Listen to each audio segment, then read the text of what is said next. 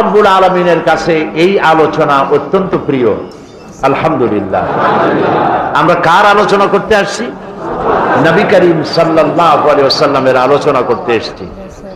জিক্রে ইলাহি যেমন ইবাদত, আল্লাহর জিকির করা যেমন ইবাদত, জিক্রে হাবিবও তেমন ইবাদত।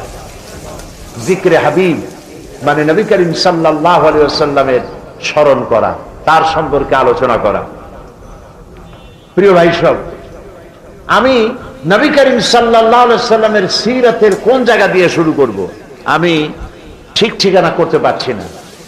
যেমন আটলান্টিক মহাসাগর কেউ যদি চামচ দিয়ে মাপতে চেষ্টা করে যে কত পানি আছে, চামচ দিয়ে কেউ যদি আটলান্টিক মহাসাগরের পানি কত চামচ পানি আছে এটা মাপতে যাওয়া যেমন আহাম্মকি বেউকুফি, এর যেমন সম্ভব নয়। তারপরেও বলি যে চামচ দিয়ে যদি